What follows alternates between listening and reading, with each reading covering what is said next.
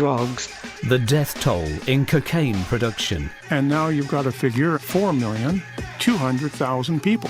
They were blowing up airliners to go after individual people. Tim Harford looks at the numerical figures behind the shady ones. Is it really true that every kilo of cocaine led to 6 murders? More or less. You know, the usual thing, mayhem, international crime, and numbers. Back on BBC Radio 4 next Friday afternoon at 4:30, and then on the BBC Radio 4 website. Now on Radio 4, our Fright Night season continues. Peter Marinker reads John Connolly's chilling short story, The Rat King.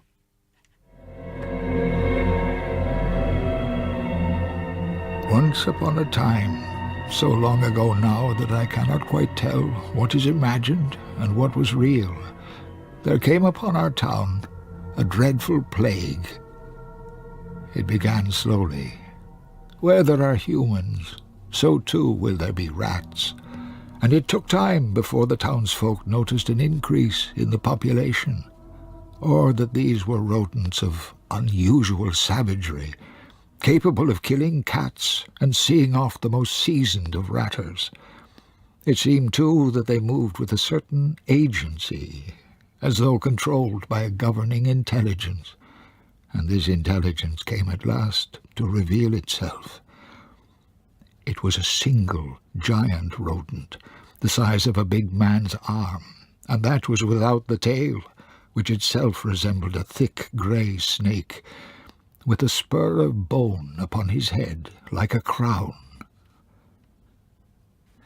This Rat King took as his throne room an old grain store in the centre of the town, and surrounded himself with so many of his fellows that just to approach his lair was to risk injury or even death. In the 3rd week of the plague, the mayor's baby son, barely a month old, was found in his cradle, his face half-eaten and his eyes gone from his head. As a final horror, the rats had placed one of their own in the child's mouth, a dead infant, pink and hairless, like a second tongue. It had helped to smother the child's cries. The corporation met in the Guildhall, the mayor silent at the head of the table, lost in his grief. And as the corporation sat, there came a knocking at the door. When it was opened, they saw before them a most peculiar figure, a man, tall and thin, clad in a surcoat, formed of patches containing every colour known to the eye. He was handsome in his way, but it was the thin, pinched beauty of one who was fading away from hunger. From his neck hung a carved bone pipe. The sight of him was so strange that it roused even the mayor from his sorrows. "What manner of man are you?" the mayor asked. The stranger spoke, and there was a kind of melody to his speech, so that he seemed to be singing rather than speaking his answer, but in time to a music only he could hear. "I am a minstrel of sorts," said the stranger, "a piper.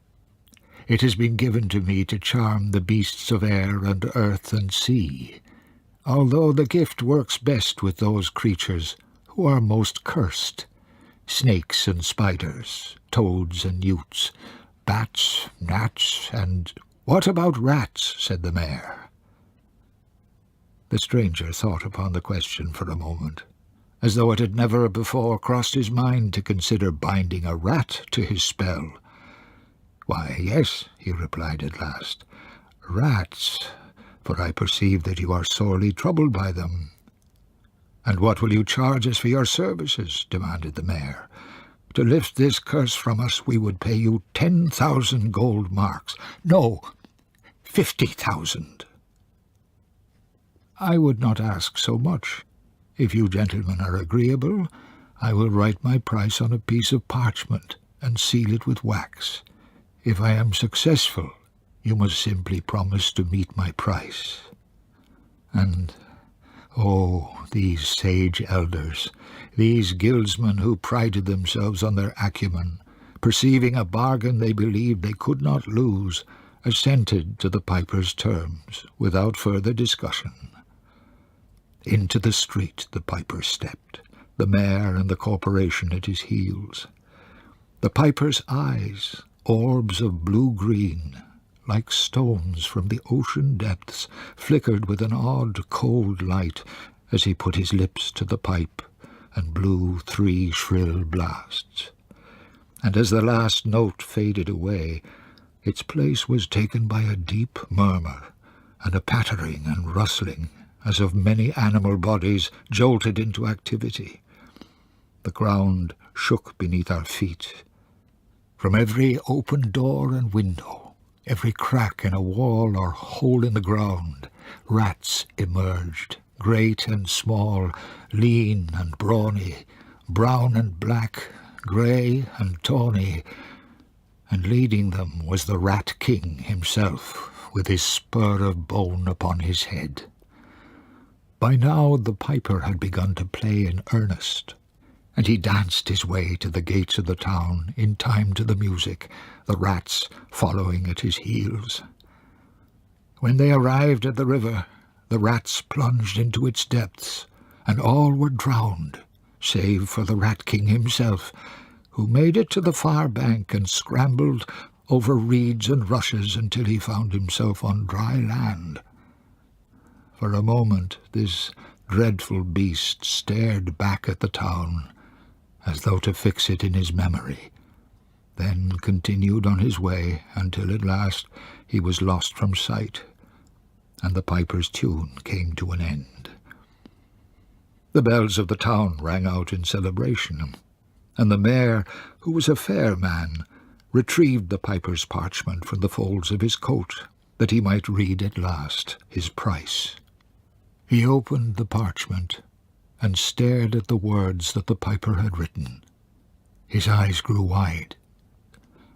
"This is impossible," he said. "You surely cannot expect us to pay such a toll. 10 children, 5 boys and 5 girls. This was the piper's price." "You agreed," said the piper, "and so you must pay."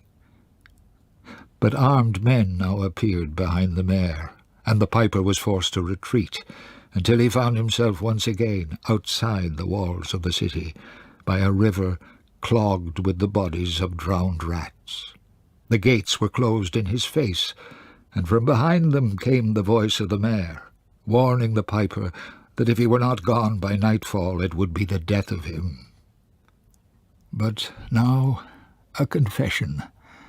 I did not witness anything of what I have described to you. I am blind, and have been since birth. Of the piper's appearance, and the extraordinary colours of his coat, of the yellow-boned hue of his pipe, and the dead star light that flashed in his eyes before he cast his spell, I have only the word of others. I had always cursed my blindness until the piper came. Now I know that only my blindness saved me when he returned. He arrived in the dead of night. I opened my sightless eyes to the sound of his music, as did wake every other child in the town, and my feet moved in time to the piper's song. But the notes alone were not sufficient to separate children from their families, for a child's love for its parents is stronger even than the spell of a piper, and so each boy and girl woke to a flickering before them, a wash of hues like a rainbow in human form.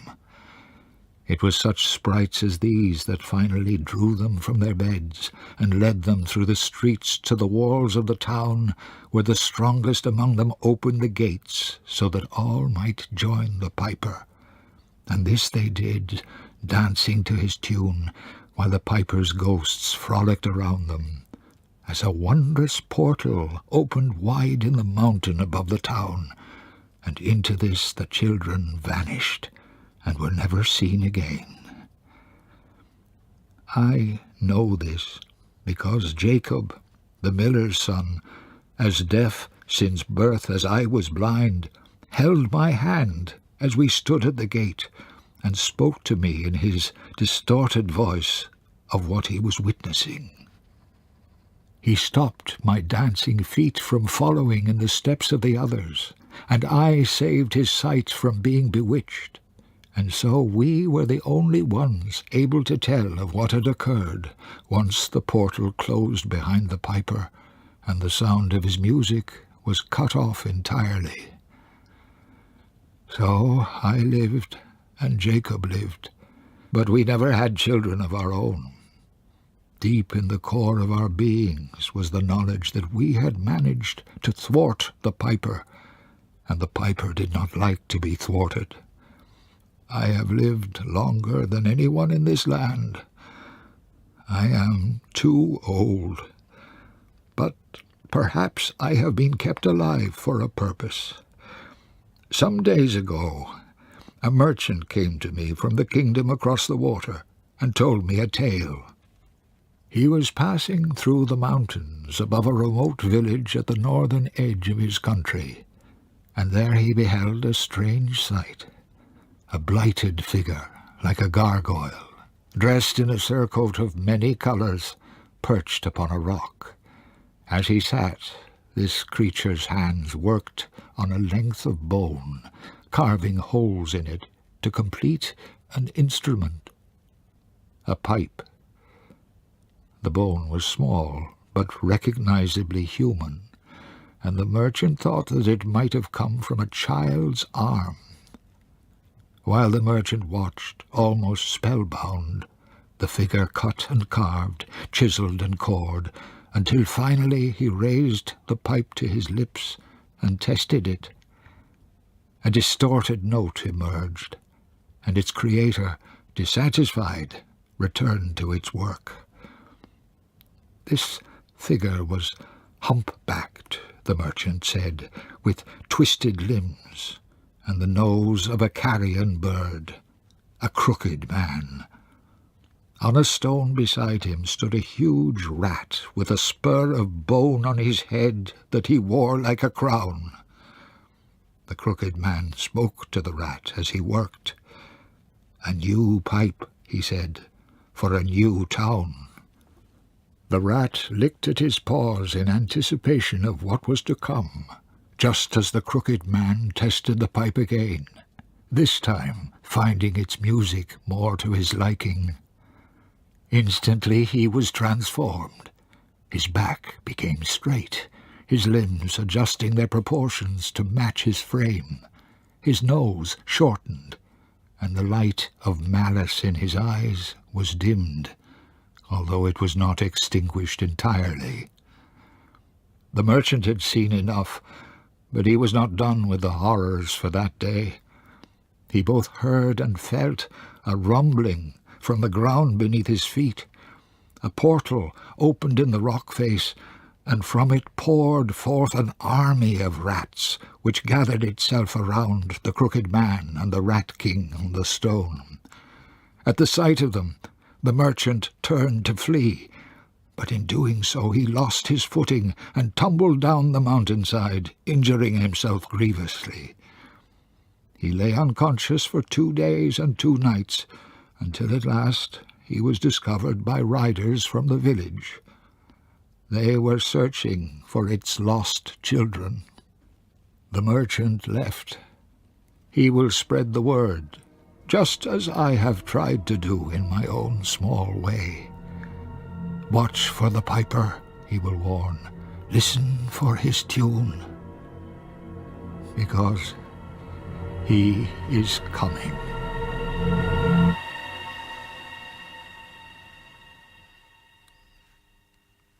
Peter Marinker was reading John Connolly's story, The Rat King. It was produced in Bristol by Maya Bosworth.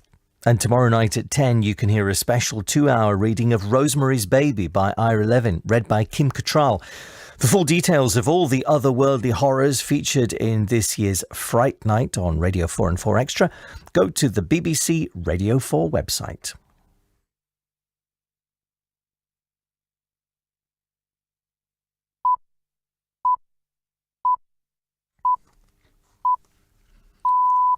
BBC News at 11 o'clock. The US authorities are reopening their investigation into emails relating to Hillary Clinton 11 days before the US presidential election. The Democratic candidate was cleared of any criminal wrongdoing for using a private server when she was Secretary of State. But the FBI says new emails have to be investigated to find out if they contain any classified information. Mrs. Clinton's Republican rival Donald Trump welcomed the FBI's decision. Mark Toner is from the State Department. We don't know if these emails pertain to her time while she was at the State Department. We just don't have any more information at this time. You know, as much as we're needed to cooperate with FBI, as we've done in the past, we'll cooperate to the fullest extent we can. Syrian rebel forces have begun their long-anticipated offensive to lift the government siege of the eastern part of Aleppo. The rebels mounted attacks on multiple fronts. Russian planes had been bombing eastern Aleppo for weeks, but Moscow says it doesn't believe a resumption of airstrikes to be appropriate for now. An unemployment tribunal has ruled that drivers for the online taxi hailing service Uber can be classed as employees rather than self-employed. This means they're entitled to holiday pay and the national minimum wage. Uber says it will appeal. All 28 member states of the European Union have approved a free trade deal with Canada, which took 7 years to negotiate. The Belgian region of Wallonia dropped the final remaining opposition to an agreement after it was given guarantees which allayed concerns about multinational companies. An investigation by British Cycling has upheld an allegation that the body's former technical director used sexist language towards a female rider. Shane Sutton resigned in April following the claims by Jess Varnish. Bob Dylan has said he will accept the Nobel Prize for Literature 2 weeks after he was awarded the prize. But the singer, who was criticised for not responding sooner, said he hadn't decided whether he would attend the awards ceremony in Stockholm in December. BBC News. Let's have a baby, okay? She looked at him. Do you mean it? Kim Cattrall reads Ira Levin's cult novel. Drink your drink now. Rosemary looked at the glass in her hand. I'd rather not this minute. Minnie backed away. Don't wait too long. Halloween Horror on BBC Radio 4. Open up, Ro, Guy said. I'm not going to hurt you, honey. You're lying. You're lying. Fright Night, Rosemary's Baby. Tomorrow night at 10. And there's more Halloween Horror in the Fright Night collection on the Radio 4 website. We'll catch up with the day's events at Westminster in Today in Parliament in half an hour. But first here on Radio 4, it's time for Late Night Woman's Hour with Lauren Laverne. This month on Late Night Woman's Hour, winter is coming. Without wishing to get too Game of Thrones about it, the nights are drawing in and so are more of us. Our subject this month is home. Are you creating a nest to hibernate for the winter? What does home mean to you? And why has the Scandinavian art of hygge become the word of the season?